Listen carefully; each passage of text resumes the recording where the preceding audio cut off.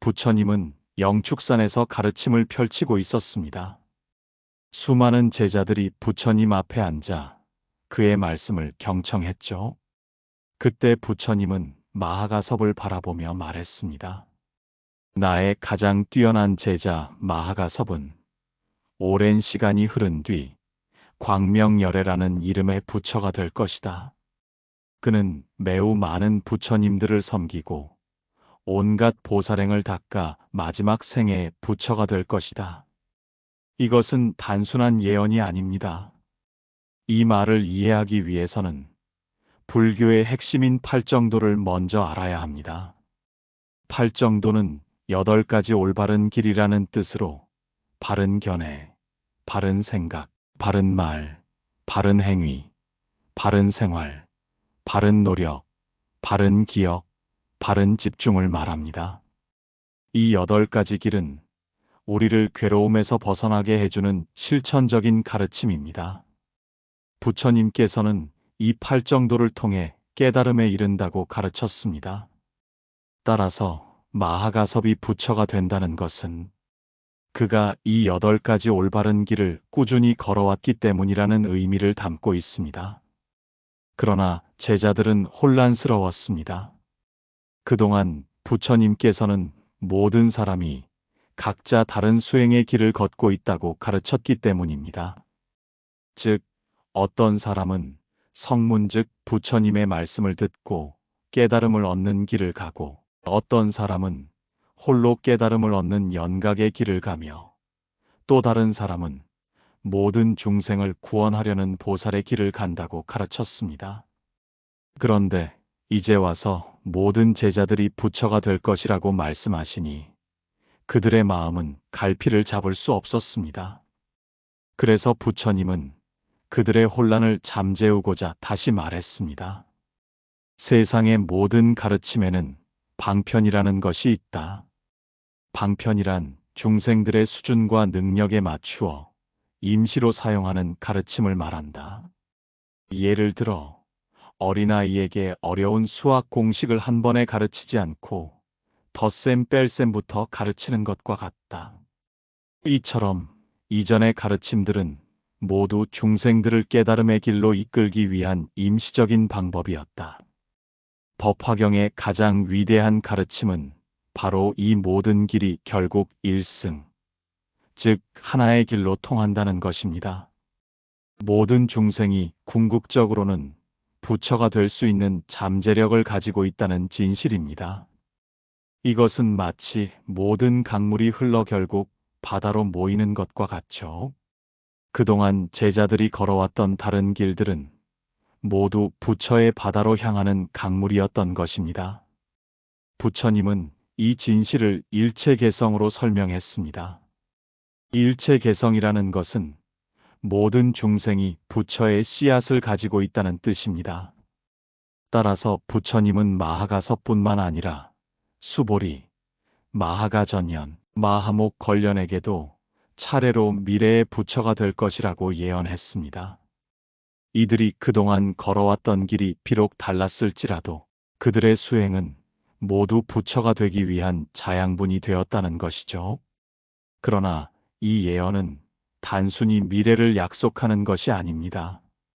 오히려 지금부터 더욱 정진해야 한다는 격려이자 채찍이기도 합니다. 이러한 수기는 제자들에게 큰 기쁨을 주었습니다. 그들은 그동안 자신이 걸어왔던 길의 한계에 좌절하기도 했습니다. 그러나 이제 그 길이 부처의 길과 다르지 않음을 알게 되었고 자신들도 언젠가 부처가 될 수 있다는 희망을 품게 된 것입니다. 이것은 믿음의 힘을 보여줍니다. 믿음이란 단순히 어떤 것을 사실로 받아들이는 것을 넘어 그 사실을 바탕으로 행동하고 실천하는 힘을 말합니다. 제자들은 부처님의 수기를 통해 깨달음에 대한 확신을 얻었고 더욱 열심히 수행에 정진하게 된 것입니다. 이것은 현대인에게도 큰 의미를 줍니다. 우리는 종종 자신의 한계를 정하고 꿈을 포기하곤 합니다. 그러나 부처님의 가르침은 우리 안에 이미 위대한 잠재력이 숨겨져 있다는 것을 깨닫게 해줍니다. 그 잠재력을 발견하고 키워나가는 것이 바로 수행의 과정입니다. 따라서 우리는 외부의 어떤 것에서 구원을 찾으려 할 필요가 없습니다. 자신을 믿고 꾸준히 노력한다면 언젠가 우리도 부처가 될 수 있습니다. 법화경은 모든 존재가 본래부터 가지고 있는 이 위대한 잠재력에 대한 믿음을 심어줍니다.